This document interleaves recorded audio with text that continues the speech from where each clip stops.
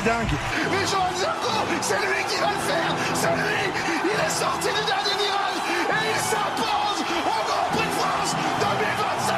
Johan Zarco, merci. Merci, bravo. Cette fille est immense. Pauline Ferrand-Prévot à 400 mètres. Elle savoure. Moment historique. Pauline Ferrand-Prévot remporte le Tour de France 36 ans après Gianni Longo. Alors Laurent, elle est pas belle la vie. Tout de suite, le Campus Sport Club, 23h minuit, sur Radio Campus Lille.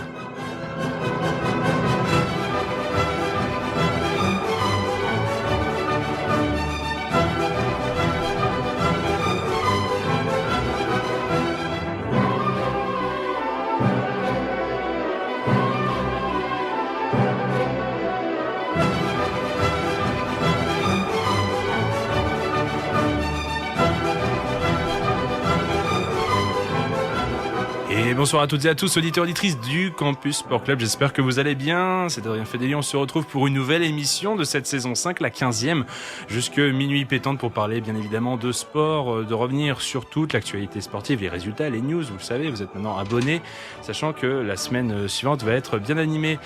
Pour m'accompagner ce soir, ils sont 3, ils auraient pu être 4. Une petite pensée pour mon bébé, Baptiste, qui n'est pas présent avec nous ce soir.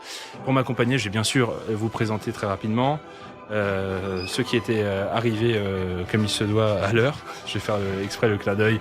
Malo et Théo, comment vous allez ? Bonsoir à tous, ça va très bien. Alors, en pleine forme, hein, toujours 23h, il est 2h du matin, c'est nickel, c'est parfait. On est en pleine forme. Il est quoi, t'as dit ? Il est 2h du matin dans la tête, là on est bien, on est dans l'énergie de... Dans la tête, ouais. Il est 2h du matin, parce que sinon...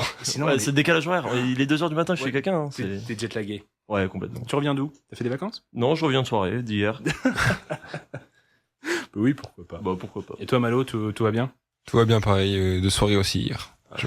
Pas la même. Vous y pas. Non, je t'ai pas vu. On était pas ensemble. C'est bien ce qui me semblait. Et pour compléter le quatuor du soir, c'est bon, j'ai laissé le temps qui s'installe tranquillement. Ça va, Maxime ? Ça a été les transports en commun ? Ouais, génial. J'adore les transports en commun. T'inquiète pas. Surtout que Maxime a la spécificité de démarrer cette émission. Et oui. Puisque tu as la lourde tâche des résultats. Tu vois, même moi, je suis même pas encore très installé. On se disait, tiens, on va peut-être l'attendre 5-10 minutes. On va faire la causette avec Malo. Et tout va bien de ce côté. Baptiste, donc, qui n'est pas là. Maxime, là aussi, tu vas récupérer sa chronique. Et oui, c'est la surprise. Non. Je suis pour, hein, mais non, je vais juste t'inquiéter un petit peu plus. Et voilà. Est-ce que ça va pour vous, monsieur ? Je pense que ça va aussi pour nos auditeurs et auditrices. Est-ce qu'on est prêt ? Est-ce qu'on est prêt à démarrer ? On est prêt à démarrer, non ? Parce que Adrien n'a pas pensé à mettre la clé USB pour le jingle. Mais oui, de toute façon, j'ai pas pu le faire, donc bon. Non, mais j'en avais quand même en stock. Ok. Donc je vais quand même le faire en deux spi. Rapidement, pour ce qui est de l'émission, on va revenir sur tout ce qui est actualité, donc sportive avec du handball, du football, tout ce qui s'ensuit, et aussi l'Open de tennis qui va arriver. Et surtout, on aura un débat rugby. Juste qu'on prendre un tout petit peu la température, ça va me donner le crédit de 10 secondes de brancher ça. Rugby, messieurs, est-ce que vous allez plaquer haut ou pas ce soir dans le débat, ou est-ce que ça va être gentil entre vous ? On va envoyer des grandes cartouches, des bons gros caramels, un petit cathédrale s'il faut, mais ouais, on va être là, je pense que il faut. Ouais, toujours dans les règles, mais ça va y aller fort. Oh non, on va être tout mignon ce soir. Oh non. On va plaquer, mais on va faire des petites caresses aussi. Oh mince. Bon voilà, trêve de bavardage, c'est bon, j'ai gagné le temps qu'il me fallait. On est prêt, Maxime, pour démarrer cette 15e émission de la saison 5, tout de suite avec les résultats. Tous les scores et faits marquants, place aux résultats dans le Campus Sport Club. Je t'ai pas abandonné, Maxime, tu vois, je pouvais pas te laisser comme ça partir librement. On va parler ni de foot, ni de basket, ni tout ce que j'ai énuméré avant, puisqu'il y a encore il y avait encore du handball ce soir et hier surtout pour ce qui concerne nos Bleus. Et oui, puisque champion en titre, la France a assumé dans un premier temps son statut de favori en terminant premier lors de la phase de poule. Mais rapidement, les Bleus ont été ramenés sur terre par le Danemark. Une défaite qui aurait pu être positive si les leçons avaient été tirées par le staff et les joueurs. Malgré un réveil face au Portugal dans un duel remporté 46-38, ils ont ressombré face à l'Espagne hier en s'inclinant 36-32.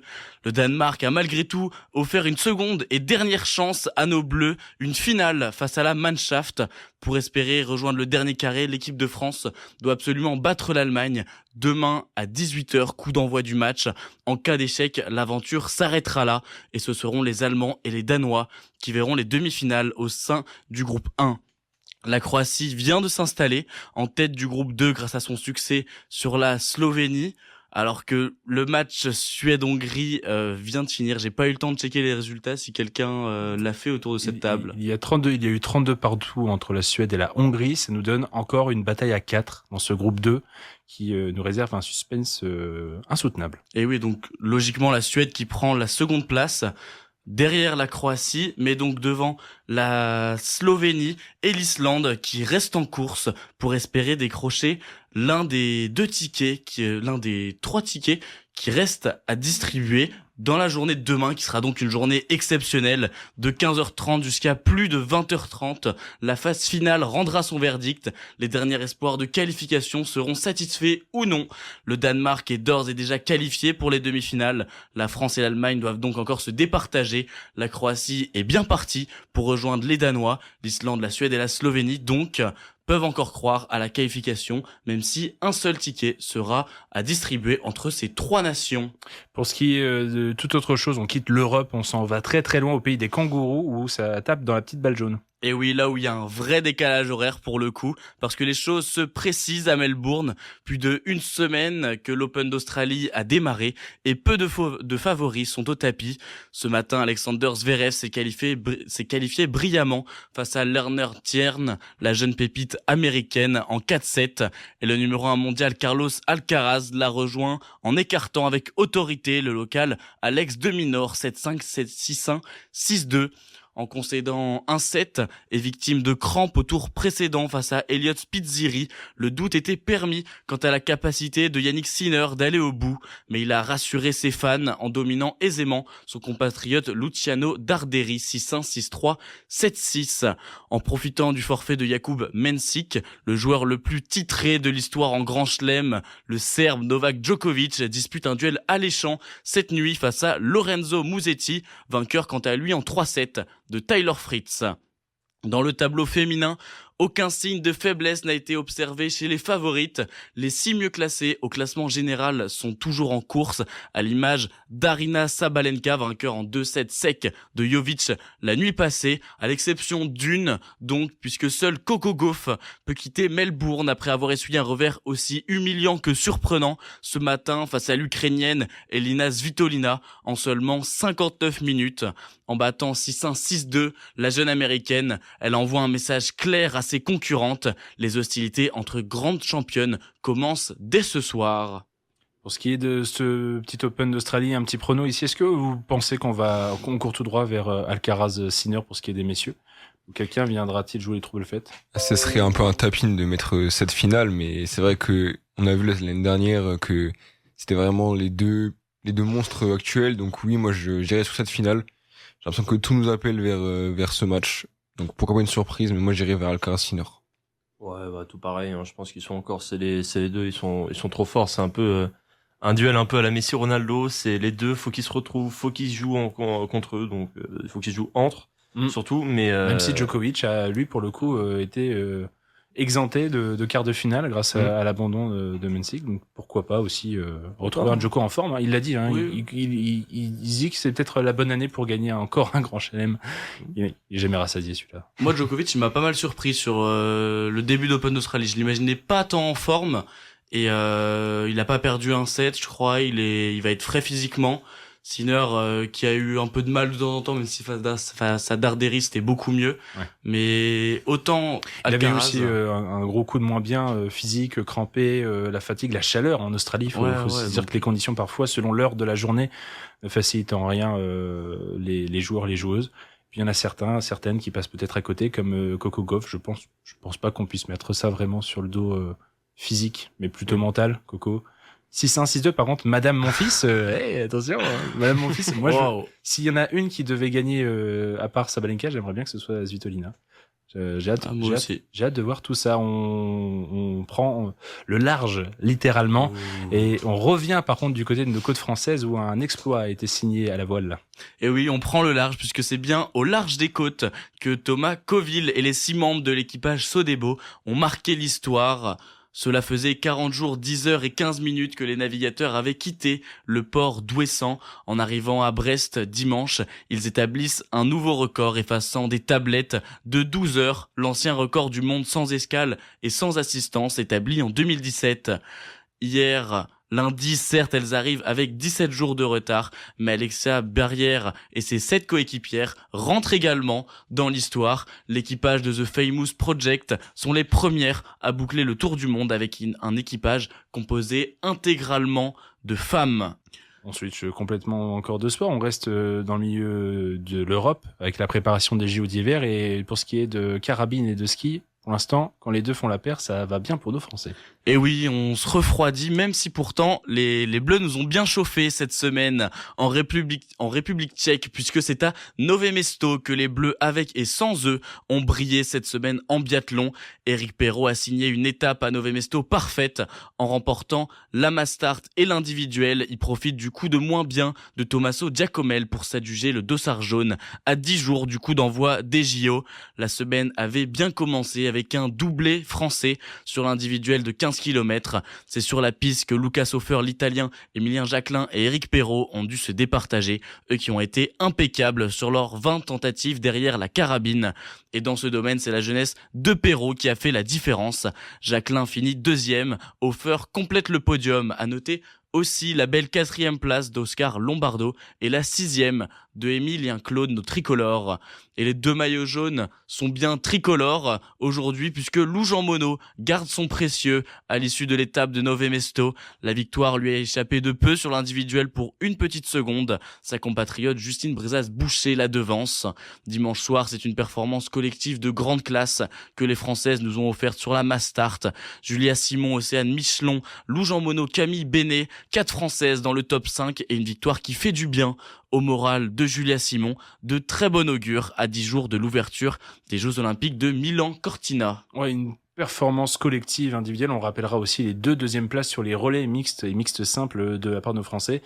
Vous êtes tout aussi confiant qu'on l'était la semaine passée avec les autres chroniqueurs du CSC par rapport à ces biathlètes, ou est-ce que c'est aussi peut-être avec l'absence de certains gros noms sur le week-end qui eux se préparaient et dédiaient leur préparation au JO, faut rester méfiant, encore plus les Italiens à domicile peut-être?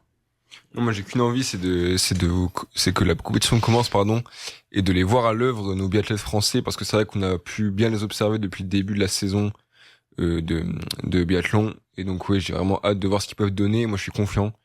Éric Perrault en grande forme, Lou Jean Monod chez les femmes, ça peut vraiment donner quelque chose de... Endosser ce maillot jaune, voilà. Que les deux, et cette tunique c'est un peu les deux. Classement général, oui, c'est parce que... Ça peut les conforter. Au-delà de leader du classement général, je pense que c'est un peu les leaders de cette équipe de France, tout court, et qui peuvent emmener dans leur sillage leur coéquipier avec eux. Et donc j'ai assez hâte de voir ce que ça peut donner. Beaucoup de hochements de tête à ma droite. Oui. Comment ne pas être confiant? Oui, on a fait nos pronos lors du hors-série de début de saison. De toute manière, déjà pour ce qui était du gros globe, on mettait en avant Perrault, Jean Monod. Peut-être un peu chauvin, mais pour l'instant, preuve en est, on est sur la bonne voie. Pour les Jeux Olympiques, tout se joue sur une course à chaque fois. Faut bien remettre dans le contexte. Mais là, si Perrault nous ramène pas une médaille d'or, ça semble un peu perturbant. Si les féminines françaises ne se battent pas à chaque fois pour le podium, ça nous décevrait presque un petit peu. Entre l'individuel, le relais, le mixte, je pense qu'il y a moyen qu'on fasse au moins une médaille à chaque épreuve. Je dis pas que l'or, mais au moins un podium à chaque épreuve. Pour moi, c'est les médailles. Oui, voilà, c'est pour moi, on joue toutes les médailles, et pour moi, on est sur le podium au moins à chaque épreuve. C'est juste, là-dessus, c'est peut-être l'épreuve sur laquelle on est le plus confiant. Qu'on a hâte de ces Jeux Olympiques d'hiver, sachant que la semaine prochaine, il y aura une heure spéciale dédiée aux JO. On vous invite à vous remettre et vous rebrancher sur le Campus Sport Club, 22h minuit. Notez bien, c'est une spéciale 2 heures qui est en préparation. La semaine prochaine, on revient sur les résultats. C'est bien beau, les tirs à la carabine. Nous, ce qu'on veut, c'est les tirs sur nos terrains de foot. dans cet exercice, il y a certaines équipes à qui ça réussit moins que d'autres. Et oui, ça réussit pas trop à Lille en ce moment, puisque dimanche, c'était pas trop la fête dans le Nord. Le LOSC s'enfonce un peu plus dans la crise en subissant une humiliation au stade Pierre-Mauroy. Battu 4-1 par Strasbourg, les Dogs encaissent une 5e défaite en 2026, également éliminés de la Coupe de France et sur un siège éjectable en Europa League. Heureusement que la queue leu lancée dans le stade et que les chants des ultras nous ont remonté le moral. Alors on a entendu une souris verte, des lacs du Connemara, un peu de tout, et enfin un second degré qui nous rappelle heureusement que le foot reste avant tout un jeu. Mais heureusement aussi, les Lillois ont pu sécher leurs larmes avec la défaite de leur ennemi juré, le RC Lens, défait sans contestation par Marseille samedi soir. Les 100 et or quittent leur place de leader au profit du Paris Saint-Germain pour 2 points grâce à leur victoire sur la plus petite des marges, 1-0 à Auxerre. Tout n'a pas non plus été parfait cette semaine pour les champions d'Europe en titre, qui ont de quoi nourrir des regrets après leur défaite en fin de match face au Sporting Lisbonne en Ligue des Champions. Les 3 Olympiques restent en embuscade derrière avec un léger train de retard. Tout va bien pour Lyon en ce moment, assuré de rejoindre les 8e d'Europa League en position de leader de la compétition grâce à leur victoire contre les Young Boys 1-0. Les Gaunes ont étrié Metz 5-2 dimanche avec un triplé de leur nouvelle star Hendrik.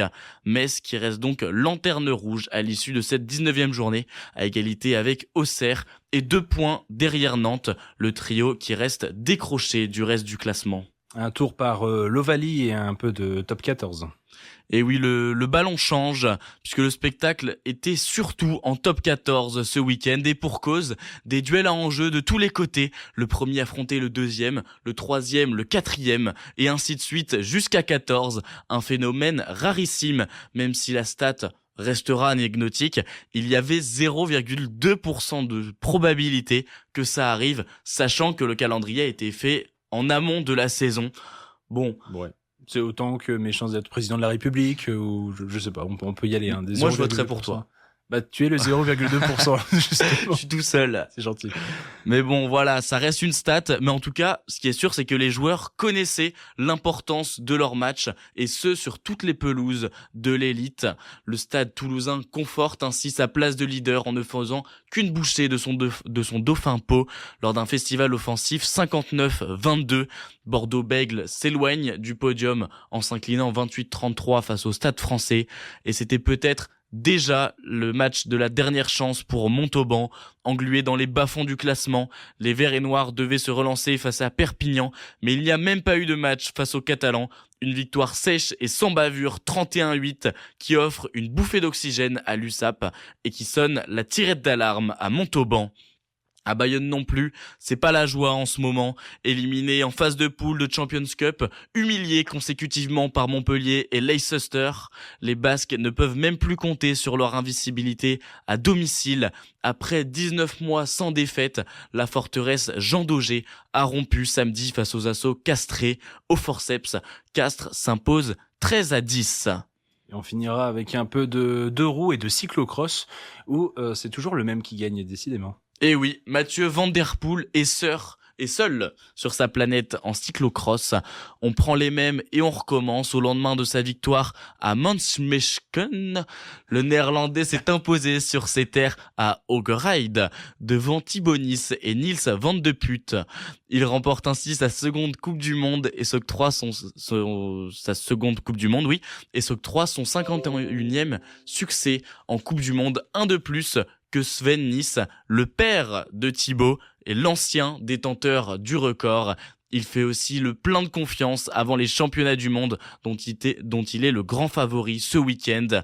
Encore à la maison, il vise un 8e titre de champion du monde pour enfin dépasser Eric de Vlaminck au record des coureurs les plus titrés en championnat du monde de cyclocross.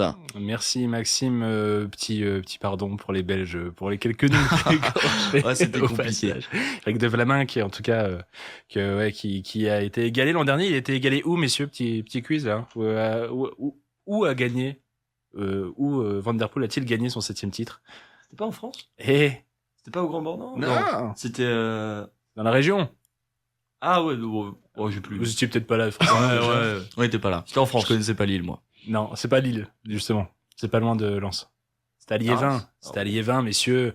Les championnats du monde étaient organisés à Liévin. Il a décroché 7e à la maison. Bah oui, il s'entraînait déjà pour Paris-Roubaix. Il a fait un petit détour et puis. Je l'avais pas révisé. Ah non, de toute façon, aucun des deux autres n'avait l'info. Non, moi je l'avais pas. T'inquiète pas. Merci en tout cas Maxime pour les résultats.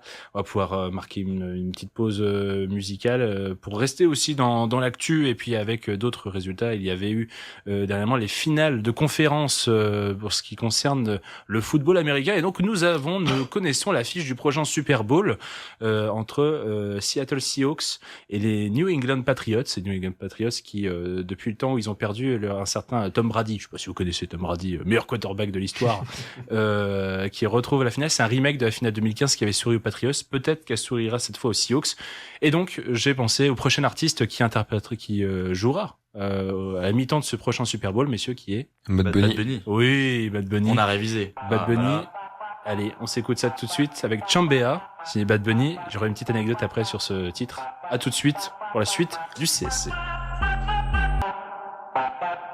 De retour en direct sur Radio Campus Lille 106,6. Vous êtes en bien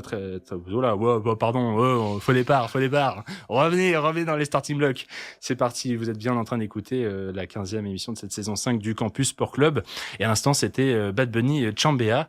La petite anecdote que j'avais promis avant la musique et que je vais donner, c'est que Bad Bunny a un lien avec le sport entertainment. Peut-être que Théo avait la ref, puisque Bad Bunny, c'est la chanson qui a été utilisée pour ses entrées dans le monde du catch à WWE, puisque Bad Bunny a catché plusieurs fois dans le ring et sur la plus grande scène mondiale. Oui, je vous invite à aller voir ses prises, c'est assez impressionnant. Bad Bunny a catché. Oui, monsieur, et notamment à Puerto Rico, devant chez lui. Et c'était un match street fight avec des chaînes, des bâtons, des kendo sticks. C'était génial. Et le public était en transe. Et c'était sa musique d'entrée. Voilà, c'est le petit lien que j'ai tissé avec. Oui, Maxime, merci. Hein, mais non, Théo, va pas voir tout de suite les images, s'il te plaît. On va pouvoir avancer dans cette émission. Vous êtes bien en direct. Après les résultats, place aux news. Et c'est Malo ce soir qui s'y colle. Que s'est-il passé autour de la planète sport? Retour sur l'actu dans les news de la semaine.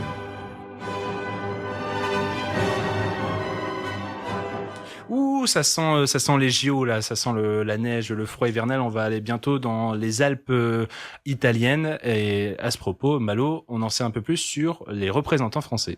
Exactement. Maxime en a parlé tout à l'heure, pardon. On a la liste complète enfin des 160 athlètes français qui tenteront, on l'espère, de rafler le plus de médailles possible pour notre France. Donc 160 athlètes, c'était sans compter un quota bonus adressé à l'équipe de ski alpin. En effet, les 7 athlètes masculins et 8 athlètes féminins avaient été annoncés, mais l'équipe de Norvège de ski alpin, qui possédait 10 quotas, n'en utilisait que 9, ce qui laisse donc la possibilité à la France d'envoyer un 8e skieur sur les pistes de Cortina. On a par exemple 3 noms dans la balance pour ce ticket d'or: Alexis Pinturo, Victor Mufajandé et un dernier que je n'ai pas trouvé, mais voilà. On espère tous quand même que ce sera Alexis Pinturo, notre triple médaillé olympique, qui, pour clôturer sa carrière, peut s'offrir un dernier JO, ce serait pas mal quand même pour lui. Et enfin, on a une petite info un peu moins drôle, on l'a appris juste avant l'émission, c'est Donald Trump qui envoie sa police d'immigration, l'ICE, en mission de soutien à Milan Cortina, donc officiellement pour escorter la délégation américaine. Donc aux États-Unis, la police de l'immigration déployée par Donald Trump est vivement critiquée à travers le pays après la mort de 2 citoyens américains à Minneapolis sous les balles de l'ICE en moins de 3 semaines. Le maire de Milan a d'ores et déjà annoncé qu'il n'était pas, je cite, pas les bienvenus. Donc affaire à suivre, on va suivre de très près. Ouais, on va suivre de très près. On va voir demain pour ce qui est de ce quota. Je refais aussi la passe parce qu'on parle du biathlon. C'est quand même notre plus gros pourvoyeur. Pour ce qui est du biathlon, j'ai vu aussi que de ce fait, les équipes des dernières étapes de Coupe du Monde étaient confirmées. Ça sera bien Jeanne Richard parmi les 6 avec Camille Bénet. Et chez les femmes et chez les hommes, Oscar Lombardo et Emilien Claude. Voilà, je sais pas si là-dessus, rien de choquant. Non, ça joue. Tu vois. C'est les équipes qui étaient prévues en principe. C'est du classique. Oui, si l'on veut. Ouais. On n'est pas dans la tête des sélectionneurs. Qui a prévu quoi dans ça? Voilà. Après, on sait que sur le circuit B, Paola Beauté ou Antonin Guigona, chez les hommes et chez les femmes, auraient quand même aimé aussi avoir ce quota, mais n'ont pas été promus en Coupe du Monde ces derniers temps. Donc, logiquement, tu continues avec les mêmes et tu construis un collectif. Et puis là, c'était celui direction les JO d'hiver. On change du tout au tout. On raccroche avec la neige. On se déplace du côté de Barcelone. Du soleil, pas encore. plus ou moins, mais ça roulait fort et ça roulait vite. Et c'est exactement, on va parler de Formule 1, car les essais de pré-saison avaient lieu à Barcelone, comme tu l'as dit, ce lundi, dans le secret le plus total, ou presque, car même si les sessions étaient fermées à la presse, pendant 5 journées, à huis clos, l'organisation a publié des photos des équipes et un compte-rendu de la journée hier. Alors j'ai sélectionné pour vous 3 infos importantes. Tout d'abord, notre petit prodige Isaac Hadjar, au volant de sa nouvelle Red Bull, a signé le meilleur temps sur le circuit, donc devant Mercedes et Alpine. Et on a aussi le sujet du moment qui est le moteur Mercedes. Donc voilà, qui faisait un peu une polémique ces derniers temps. Le débat qui portait notamment sur une astuce liée au taux de compression du moteur Mercedes qui avait soulevé des interrogations chez certains concurrents. Donc après examen, la FIA a réaffirmé que ce dispositif respecte pleinement le règlement et qu'il est donc parfaitement légal. Ils pourront donc continuer à utiliser ce type de moteur au même titre que McLaren, les tenants du titre, ou Aston Martin qui ont tous un moteur Mercedes. Voilà, et on a aussi appris que les prochains essais de pré-saison seront diffusés, cette fois-ci. Ils se tiendront à Sakhir dans 2 semaines. Et on va pouvoir passer à d'autres choses qui nous concernent un peu plus ici en France, avec du mouvement pour ce qui concerne les clubs de Ligue 1. En plein mercato d'hiver, la Ligue 1, donc il bat son plein, c'est donc l'occasion pour nous de faire un point transfert. Alors, outre Hendrik, on en a parlé, qui est quand même la recrue phare de ce mercato, on a vu la jeune pépite de la Masia, Dro Fernandez, signer au PSG pour venir renforcer son milieu de terrain. Donc on verra s'il trouve une place derrière le trio magique Vitinha, Neves, Ruiz.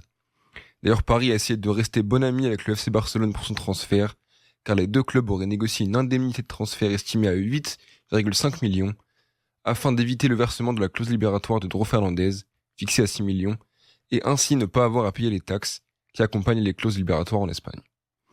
Et on a aussi l'Olympique de Marseille qui a travaillé dur durant ce mercato avec l'arrivée de Quentin Timber et Ethan Enwari, qui ont déjà fait des entrées remarquées face au Racing Club de Lens ce week-end. Le Racing qui a de son côté accueilli Arthur Masuaku. Le jeune nordiste effectue son retour dans le Nord-Pas-de-Calais après un passage à Sunderland. Enfin, le défenseur de l'ULSD Dunkerque, va s'engager. Le défenseur qui, j'ai oublié son nom, mes excuses, qui va s'engager au FC Bruges pour 800 000 €. Geoffrey Kondo. C'est ça, merci. Geoffrey Kondo, Merci de me sauver, de venir à mon secours, Adrien. De l'USLD, ouais, qui à la base, le Cercle Bleu, j'avais approché l'USLD pour Geoffrey Kondo, ils avaient dit, on est intéressé par votre joueur. L'USLD a dit, non, barrez-vous. Il faut croire qu'entre temps, ils ont peut-être mis quelques liasses en plus. Ils ont fait, attendez, on parle de combien, là? Et, un transfert estimé à 2,5. C'est ça 2,5. Donc c'est pas rien pour un club de Ligue 2, Ouais, sachant c'est pas que mal. Jessim Yassine il y a quelques jours est parti à Strasbourg, je sais pas si vous avez suivi l'affaire, pour 6 à 7 millions. Donc là aussi c'est le transfert record du club et ça pèse un peu dans les budgets Ligue 2, surtout avec les histoires de droits télé. Je pense que les ventes sont un peu nécessaires de ce Ça va côté-là. faire du bien, hein. Est-ce que vous êtes hypé par un transfert de votre côté, de ceux annoncés par Malo, ou est-ce que, même toi Malo, ou est-ce que des transferts passés, j'ai déjà posé la question je crois la semaine dernière, Moi, c'est un transfert que j'attendrai de la part de mon club, que t'attends là? qui est un peu en crise en ce moment, si c'est un peu un euphémisme de le dire. Donc j'attendrai un transfert, au niveau du secteur offensif plutôt. Mais quel est ton club? Tu dis pas. Le LOSC, Oui, voilà. bien évidemment. Ah, précise. Précisez, bien sûr. Je crois que au Havre, ils sont pas mécontents d'avoir aussi un renfort au point de vue offensif, ou à Metz aussi, hein. Je crois que. Ah oui, mais c'est parce qu'on parle d'un club quand même qui joue la Ligue Europa et qui joue la c'est course à l'Europe. pour ça que j'insistais Mais donc, sur. je précise le LOSC, bien oui. parce qu'il y a peut-être des gens qui sont concernés, les Donc pauvres. le LOSC, secteur offensif, je pense qu'Olivier Giroud, Tout seul maintenant. Dieu sait l'amour que j'ai pour lui, avec le blessure de Higaman, il est un peu seul sur le front de l'attaque. Donc voilà, un peu renforcer notre secteur offensif qui en a bien besoin en ce moment, je pense. Vous suivez. Ouais, bah, moi je suis content du transfert de Rémi Cabella à Nantes, hein, C'est vrai. en tant que supporter nantais et personne très triste en ce moment du coup parce que je supporte Nantes. Théo l'a déprime. La vie est dure en tant que supporter nantais, mais ça fait quelques années maintenant, une bonne quinzaine d'années, donc c'est pas grave. Oui. On a gagné une Coupe de France entre temps, c'est bien. Je viens de voir un bilan passer sur mes réseaux sociaux, comme quoi après 19 journées, vous réalisez quand même c'est de dur, ces 10 dernières années le pire bilan c'est en nombre de points, alors que bizarrement cette année on crie pas non plus. Non, personne, on coule gentiment. Personne le sait. C'est beaucoup mais plus ouais, silencieux. on a pris 4-1 contre Nice, personne le sait. À domicile, hein, personne le sait. Même Maxime le savait pas. Non, personne le sait. Je crois que personne l'a vu. Mais non, Cabella, non, c'est pas mal. Ça pourrait être un petit joueur qui pourrait nous maintenir. Mais je crois qu'il va jouer tout seul. J'ai l'impression que les 10 autres joueurs ne sont pas là pour l'instant. Un petit Mathis Sabline. C'est De vrai, temps c'est en vrai. temps. En tout cas, le mercato, ce n'est pas fini, ne vous inquiétez pas. Malo, quelles sont les dates de fermeture du mercato? Eh bien, elle se termine le lundi 2 février à 20h, en France en tout cas, plus tard dans la soirée pour l'Espagne et l'Allemagne par exemple. Ok. Lundi 2 février. Ça marche. On rebondit toujours dans l'actualité des sports collectifs français, info très locale aussi, qui concerne à la fois du basket et du handball, et ça ne fera pas très plaisir. Il y a du mouvement chez nos clubs nordistes avec, côté basket, le licenciement du coach du Portel, Kenny Grant, arrivé l'été dernier. Le club espère éviter la relégation en nommant Arnaud Ricou, qui a déjà entraîné ce club par le passé, notamment lors de sa remontée en Pro B en 2007.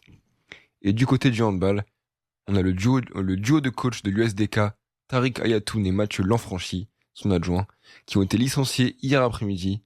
Les Dunkerquois qui sont premiers relégables de l'Ikimo Star League et qui espèrent remonter la pente avec un nouveau coach qui devrait être nommé dans les prochains jours, selon des sources proches du Radio Campus Club, parce que c'est la Voix du Nord qui nous dit que Dunkerque aurait jeté son dévolu sur Johan Delattre, actuel entraîneur adjoint de l'équipe de France, en Scandinavie. Cet ex-joueur des Bleus a déjà un pied à l'USDK et est très présent sur le territoire car il s'occupe du pôle espoir des Hauts-de-France à Dunkerque depuis quelques années. Et on finira avec, toujours dans les sports collectifs, une équipe de France, pas celle de handball, celle de rugby, avec, à l'approche du tournoi à destination, de mauvaises nouvelles qui tombent pour Fabien Galtier. Exactement, après son annonce de la liste des 42, le tournoi de destination qui commence, il y a eu du mouvement dans le groupe des 42, car le pilier droit Uni Antonio et le troisième ligne Paul Boudéan sont forfaits, on l'a appris récemment. Les deux joueurs du Stade Rochelet sont donc remplacés par deux Toulousains, Jean-Henri Colombe et Alexandre Roumat. Fabien Galtier, interrogé sur ses choix dans les colonnes de l'équipe, se veut rassurant et rappelle les risques d'une compétition de plusieurs semaines. On est habitué à avoir des blessés, on s'y était préparé. Le sélectionneur français en dévoile un peu plus sur les préparatifs de son staff. Je vais être honnête, on connaît en partie notre 15 de départ, mais il y a challenge, compétition autour de 28 joueurs.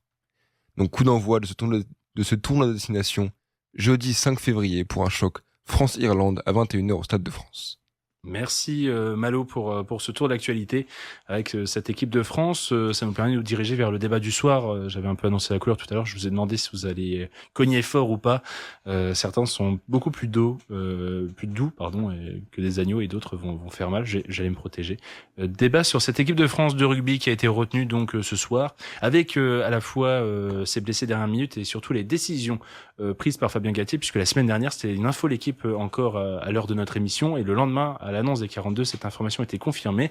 Le sélectionneur se passe de Gaël Fickou, Grégory Aldrit ou encore Damien Penaud pour démarrer ce tournoi de destination. C'est des choix très forts. On parle de Gaël Fickou, le plus capé des joueurs en activité. On parle de Damien Penaud, le récent recordman du nombre d'essais de l'équipe de France devant Serge Blanco et d'illustres noms. Ou encore de Grégory Aldrit, qui était le co-capitaine, si je dis pas de bêtises, et qui était un titulaire en force sous l'ère Fabien Galtier. Alors la question c'est, est-ce que c'est des choix pour vous légitimés? Est-ce que c'est des risques pris inutilement? Ou est-ce que vous êtes un peu sur cette lignée et cette idée de pensée du sélectionneur? Théo, t'avais l'air en tout cas d'arriver avec un avis. Ouais, non, je suis très très mitigé parce que je trouve qu'il y a des choix qui sont légitimés, comme le choix de pas prendre Gaël Fickou, parce que honnêtement Gaël Fickou ça reste un cadre, mais dans le groupe je pense qu'il y a meilleur que lui. Voilà, il fait un très bon travail défensif, mais je trouve qu'offensivement on a des meilleurs centres que lui. On a le Bordelais, le Nicolas Departer, qui fait vraiment des très très bons matchs que j'aime beaucoup.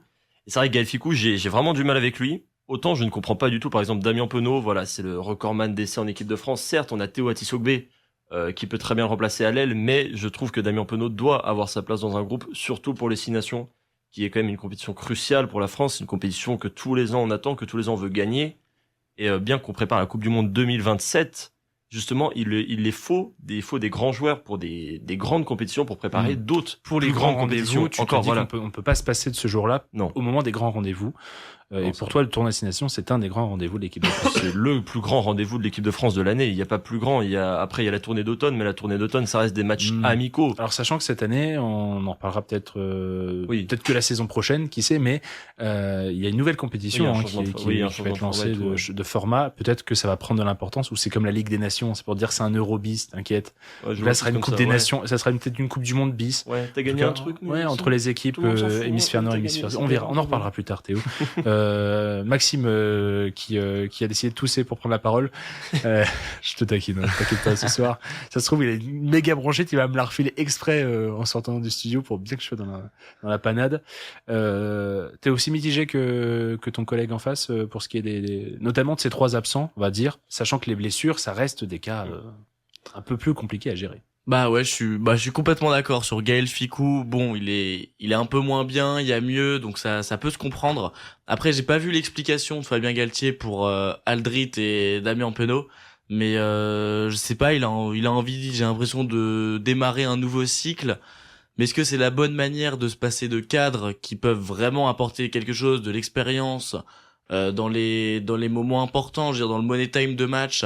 T'as un Damien Penaud qui rentre pour remplacer Théo Atisogbe, bah ça rajoute quelque chose quand même. Donc c'est pas non plus n'importe qui, même Aldrit, deuxième capitaine dans le vestiaire déjà, ça enlève quelque chose, ça enlève des gens qui montrent la voie, même si il en reste d'autres bien sûr, mais tu perds quelque chose sur le terrain et en dehors du terrain, et en plus du coup il prend un risque parce que sans Yuni Antonio et Paul Boudéan, bah on se retrouve vraiment avec une équipe de France en mode découverte. C'est ça, les 2 Rochelais qui se sont blessés ce week-end pour leur match de top 14, qui ont annoncé leur forfait, ont été remplacés donc par Georges-Henri Colombe et Alexandre Rouma de Toulouse.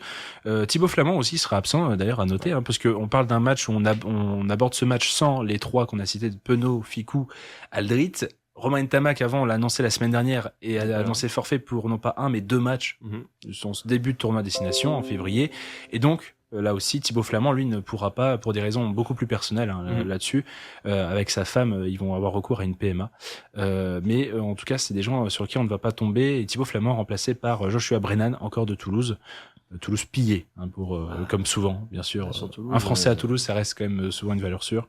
Par contre, on parle toujours du groupe des 42. Là aussi, la question, on peut remettre aussi un peu de contexte. Mais moi, je suis pas le plus grand suiveur et assidu dans le monde du rugby, mais c'est important aussi peut-être pour ceux qui écoutent. 42 joueurs appelés toujours dans un groupe d'équipe de France, c'est assez fou, sachant que 15 seulement sont titulaires au jour de match. Et 5 à 7 rentrent pendant la rencontre, ce qui fait qu'on liquide la moitié de l'effectif de la préparation. Là aussi, est-ce que vous pensez que pour lui, dans la mentalité équipe de France, de se dire, bah, si Fickou n'a plus trop sa place, comme vous dites, dans la hiérarchie au poste, j'ai pas spécialement envie de l'utiliser comme remplaçant, donc je préfère m'en passer. Mais c'est comme pour Yuni Antonio, je pense qu'ils vont les utiliser plus en tant que pas manager, mais dans le staff. Pour moi, c'est comme Yuni Antonio l'avait fait. Il était venu, donner des conseils. Je pense que c'est des rôles maintenant qu'ils doivent avoir. Il commence à se faire vieux. Yuni Antonio revient de blessure et il se reblesse très peu de temps après. Je pense que c'est des rôles. Il t'avait pas pris temporairement sa retraite internationale avant d'être sorti. Il était revenu pour la Coupe du Monde 2023, je crois. Et après, il s'était reblessé là en début de saison. C'est ça. Il était justement allé dans le staff avec Antoine Dupont pour coacher pour certains matchs de la tournée d'automne. Et je pense que c'est un rôle qu'ils doivent avoir maintenant. C'est des rôles de coach, de cadre en dehors du match. Parce que on le sait, et pareil je reviens sur un truc sur Damien Penaud. Je pense qu'on fait plus rentrer de joueurs dans le money time aujourd'hui dans le rugby parce qu'on fait rentrer des bomb squads. C'est-à-dire qu'on va faire rentrer soit par exemple 5 piliers et 2 3/4 pour plus assommer, et je pense que on fait plus rentrer d'ailiers, et c'est peut-être ça aussi le choix de Fabien Galtier, de moins sélectionner d'ailiers pour plus prendre de 3/4, surtout de centre, qu'il a voulu peut-être plus étoffer son entre guillemets son récipient à centre et son récipient à avant plus que de 3/4 et d'ailier. Donc voilà, je pense que je justifie entre guillemets les choix de Fabien Galtier avec ça. Ouais, Fabien Galtier qui s'était expliqué une première fois. William Servat, aussi le co-entraîneur de l'équipe de France, qui s'était expliqué dans une interview récente, qui mettait en avant la méritocratie. Sachant que pour ce qui est des choix et des questionnements notamment, puisque nous, l'un des derniers exemples en date qu'on a avec cette équipe de France, c'est la défaite contre l'Afrique du Sud. Et quand la question lui dit que cette défaite explique-t-elle certains de vos choix, et il dit qu'on pense à la fois au court terme, mais on voit aussi également plus loin avec la Coupe du Monde 2027, comme vous le disiez. Les clubs révèlent de jeunes joueurs, on veut aussi le faire en équipe de France, c'est la méritocratie. Là aussi, est-ce que nos 3 joueurs et certains cadres accusent l'âge? Non, mais c'est bien, c'est toujours bien d'être un coach qui met pas le statut aux joueurs, qui laisse sa chance à la méritocratie.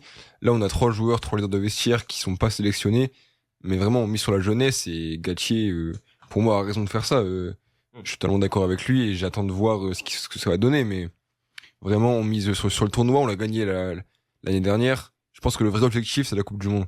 Il faut une Coupe du Monde à la France, qui fait partie des meilleures nations mondiales, mais qui n'a pas encore sa Coupe du Monde, qu'il a raté de peu à domicile. Donc vraiment, je pense que c'est ça l'objectif principal du staff et de Fabien Galtier, c'est de voir plus loin que dans un mois. Ouais. C'est la difficulté, hein, surtout dans le rugby, les compétitions sont extrêmement espacées. C'est un sport où on essaye aussi au maximum, c'est aussi, ils l'ont rappelé, de protéger les joueurs. Galtier a appuyé sur le fait que les joueurs français, de l'équipe de France donc, mais français, avaient un rythme bien différent de leurs adversaires. Le top 14, c'est un championnat qui se joue constamment. On a tellement d'équipes en Coupe d'Europe que ces joueurs-là n'ont pas beaucoup de répit. Il faut aussi peut-être savoir manager les physiques et les états de forme. Et peut-être que là encore, l'âge vient ajouter Ça c'est un sûr. paramètre supplémentaire. Mais sur la méritocratie, je trouve qu'il y a quand même un peu d'hypocrisie venant de la part du staff de l'équipe de France, dans le sens où quand Mathieu Jalibert fait une saison exceptionnelle, voire je pense pour moi la saison de sa vie, il est au-dessus de tout le monde dans le niveau des 10. Ouais. Et je pense que selon moi, ils auraient quand même fait jouer Ntamak à la place de Jalibert. Donc la méritocratie, je trouve que honnêtement, c'est un peu pour justifier nos choix, parce que voilà, les gens gueulent, mais globalement, je pense que c'est plus de l'hypocrisie. Je pense qu'il y a quelques mots en l'air. Ouais, D'accord. c'est des excuses ChatGPT un peu. Voilà, très bien. Sachez en tout cas, pour clore ce débat, à moins que vous ayez un mot à rajouter, Maxime Malot, Ouais. Vas-y. Bah moi j'aime bien la C'est mentalité. bon, c'était un mot. Ah, ok. alors, vas-y. Bah, moi je Pardon. finis, c'est bon. Vas-y. Non mais j'aime bien la mentalité de la méritocratie, se dire que on met tout le monde en compétition, c'est le meilleur à l'entraînement, surtout qui sera récompensé, celui qui en le veut le plus. Et je pense que c'est comme ça qu'il va tirer le meilleur de tous ses joueurs. Mais séparer des cadres, ça revient à dire oui, on favorise la Coupe du Monde et le tournoi à destination dans tout ça, ça devient juste un terrain d'entraînement. Oui. Sur une tournée d'automne encore, pourquoi pas. Attention, mais du sur coup, destination- prudence, signe avertissement à Galtier et son staff. Attention aux messages que vous pouvez renvoyer derrière, Ouais. surtout pour ce genre de compétition, pour nous Français, pour ceux fans de sport et fans de l'équipe de France, du 15 de France et de l'Ovalie de manière générale. Ouais. Attention, quand même, sachez en tout cas pour clore définitivement ce débat, Là bon c'est pour bon. moi, Là, que les Français sont vus favoris. Hein. Il s'est tenu hier la traditionnelle conférence de presse avec les sélectionneurs, les capitaines qui étaient réunis à Édimbourg. Et pour beaucoup des gens cités, dont le sélectionneur du 15 de la Rose, Steve Borthwick, la France reste favorite. Donc à voir. On a hâte aussi que ça démarre, sachant que ça démarre bientôt, jeudi prochain. Ça démarre fort, hein. Et ça démarre fort. Ouais, ça va taper, Juste avant, un match qui se jouera jeudi soir à cause de la cérémonie d'ouverture des Jeux Olympiques. Du coup, le match a été avancé pour qu'on ait... voilà. Donc, oui, je te vois... Qu'on puisse profiter des deux, c'est... Non, c'est que du coup, c'est le match jeudi soir. Donc comme ça, si c'était tombé le soir de la cérémonie d'ouverture, ça aurait été en adversité, on n'aurait pas eu Comme ça, là, on l'occasion peut profiter des deux. Voilà. Oui, Ouais, voilà. c'est- D'une certaine manière, c'est ça. Oui, pourquoi pas. Bon, allez. Très bien. Trêve de bavardage, Adrien. Il cause beaucoup. On va pouvoir marquer une seconde et dernière pause musicale. Messieurs, j'ai cherché quelques musiques en lien avec l'Ovalie. Et la première qui m'a été proposée, magnifique, génialissime, un certain Patrick Sébastien. Alors, je me permets de vous offrir ça. Vous aussi, auditeurs, auditrices, je vous offre ça. Aka Oh oui, c'est Aléo, beau, ça. Patrick Sébastien. On se retrouve juste après cette douce et belle chanson pour la suite et fin du Campus Sport Club. J'ai un fan au studio en tout cas. Théo était chaud lapin là. C'est Patrick, hein, on aime, voilà, c'est l'ambiance, c'est rugby. C'est Patrick Sébastien qui est passé à l'instant du coup sur campus dans le Campus Sport Club. Je n'aurais jamais pensé dire ça. Bah tu vois, comme quoi tout est possible dans cette émission. En tout cas, vous êtes bien de retour en direct. On va pouvoir poursuivre ce Campus Sport Club, à continuer à parler sport jusqu'au bout. On vous fait un petit retour dans le temps puisque c'est la chronique historique dans un instant avec, je vous le dis tout de suite, la belle plume de Baptiste Bléard qui n'est pas là du coup ce soir pour raison personnelle, mais que je vais m'empresser de lire juste après ce jingle.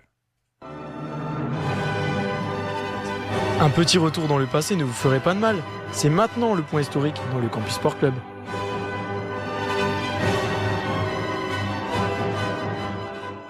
On vous propose un retour dans le temps, retour à 27 janvier 2008, Melbourne, Australie, 25 ans, rendez-vous compte, 25 ans que le tennis français attend ça, 25 ans qu'aucun joueur tricolore n'a gagné de tournoi du Grand Chelem, puisque le dernier en date, il s'agit d'un certain Yannick Noah à Roland-Garros en 1983, on n'était pas né. Sous le ciel ensoleillé de Melbourne, Joe Wilfried Tsonga, 22 ans, est en train d'écrire son histoire. Nous sommes là pour sa première finale ATP à l'Open d'Australie. Rendez-vous compte, face à lui, un jeune Serbe d'1 an, son cadet, un certain Novak Djokovic. Déjà 3e mondial, dans l'ombre du duel entre Roger Federer et Rafael Nadal, Djokovic apparaît alors comme le seul capable de bousculer les deux légendes. Federer et Nadal, rendez-vous compte, ont à eux deux à ce moment-là quasiment totalement dominé le tennis mondial. Ils ont 11 grands chelems remportés consécutivement lorsqu'on arrive à cet Open d'Australie 2008, mais aussi ils gagneront 10 des 11 suivants. Donc on est vraiment dans l'ère de Fedal, comme j'aime à le dire. Le Serbe connaît lui déjà le très haut niveau quand même, finaliste de l'US Open 2007, quelques mois auparavant, face à Federer. Ça tombe bien, puisqu'il retrouve ce même Suisse Roger Federer en demi-finale de l'Open d'Australie 2008 et il le balaye en 3-7, 3-0. Et Nadal dans tout ça, eh bien il croisera la route en demi-finale de Jo-Wilfried Tsonga. Et là, la même punition, 3-7 à rien. Ça nous donne une finale quasi inattendue, inespérée donc, entre le Français et le Serbe. Tsonga, c'est pas le physique d'un Federer, ni le jeu d'un Nadal, mais c'est une puissance et une fraîcheur qui séduisent. La France, elle y croit, dur comme fer, a un premier titre en Grand Chelem depuis notre Yannick. Il est, Tsonga, l'un des 4 nouveaux mousquetaires de l'ère moderne avec Richard Gasquet, Gilles Simon ou encore Gaël Monfils. Et d'ailleurs 4, c'est aussi le nombre qui colle bien à Tsonga. C'est aussi le 4e tricolore à ce moment-là à jouer un titre du Grand Chelem en finale depuis Noah, après Cédric Pioline, Henri Lecomte ou encore Arnaud Clément. Ce sont donc les 2 tortionnaires des 2 premières têtes de série qui se retrouvent dans cette finale. Dès le premier set, le Manceau prouve qu'il n'est pas venu en Australie pour plaisanter. Il domine Djokovic grâce à sa puissance au service et ses coups droits intenses. Il surprend le public de Melbourne et Djoko en remportant le premier set 6-4. Cependant, dès le deuxième set, Djoko commence à resserrer le jeu, à mieux gérer les échanges. Il réagit en breakant Tsonga à un moment clé. Il égalise et prend à son tour le deuxième set 6-4. Un partout. Tout reste à faire. Au 3e set, le Serbe prend le contrôle total des échanges, il réalise moins de fautes et montre plus de régularité. De l'autre côté du filet, le Français commence à montrer des signes de fatigue physique et mentale. Djokovic remporte le set 6-3. On arrive à la manche suivante. Très serrée, celle-ci. En revanche, aucun joueur ne cède son service facilement. Les 2 joueurs sont donc poussés au tie-break décisif. Tsonga joue sa survie, mais là encore, le Serbe est trop fort. 7-2, jeu, 7 et match. Djokovic. Pour Jo-Wilfried Tsonga, cette défaite est amère. Néanmoins, elle lui permet une véritable explosion médiatique et sportive aussi.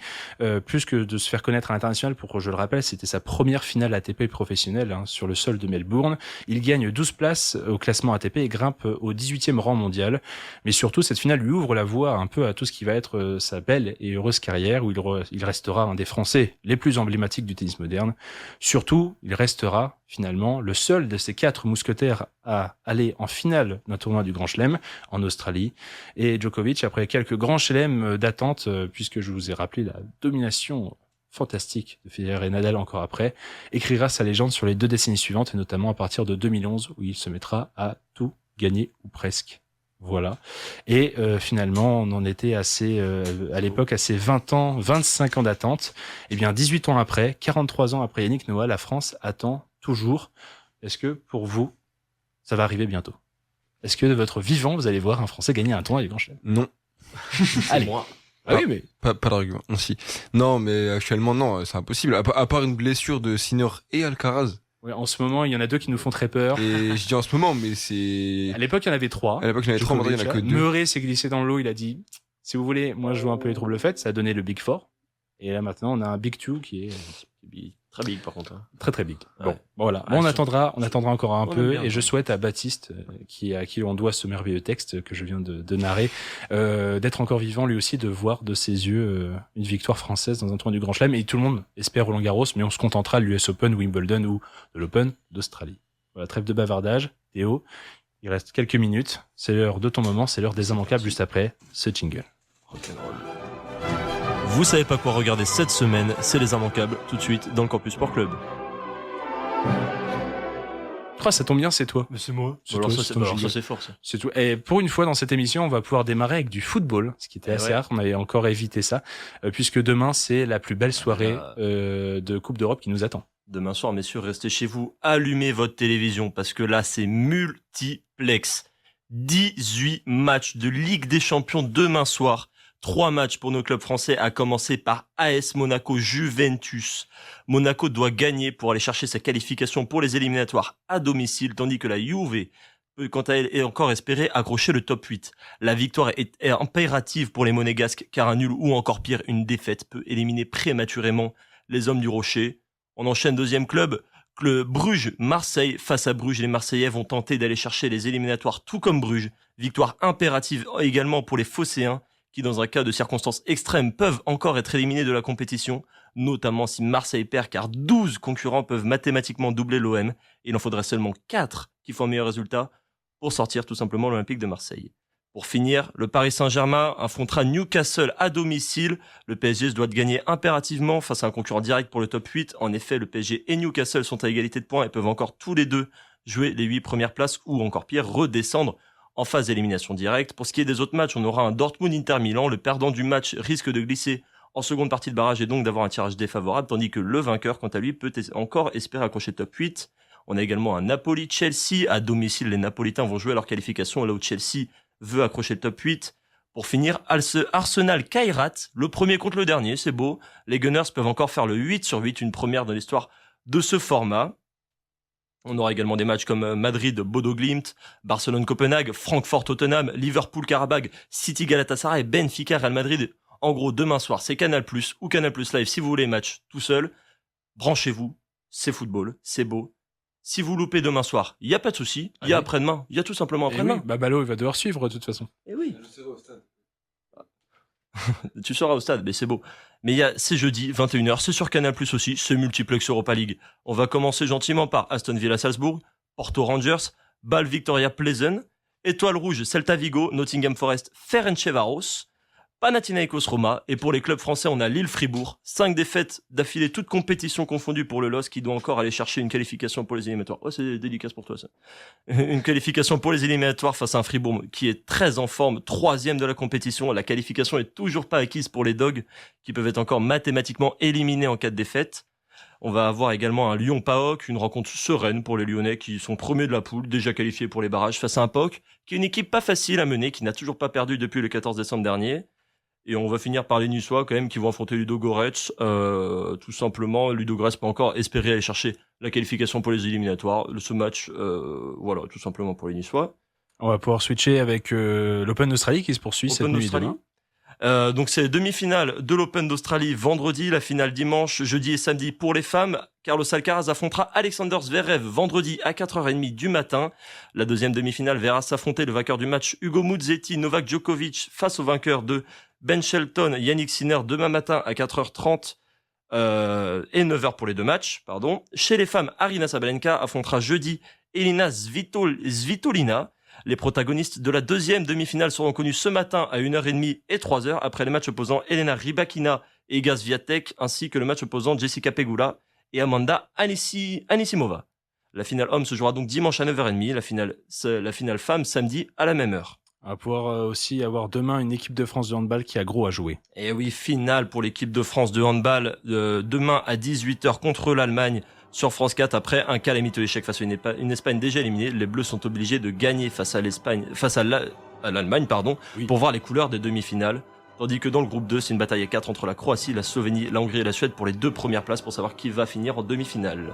Merci Théo. Avec je suis obligé de t'interrompre pour ces immanquables. On arrive déjà à la fin, c'est le gong bientôt. Merci Maxime, merci Malo pour vos belles chroniques. Le Campus Sport Club revient la semaine prochaine, spécial 2h. Attention, il faut vous brancher à 22h avec un point JO d'hiver qui arrive. Et moi d'ici là, je vous dis, portez-vous bien, surtout Baptiste.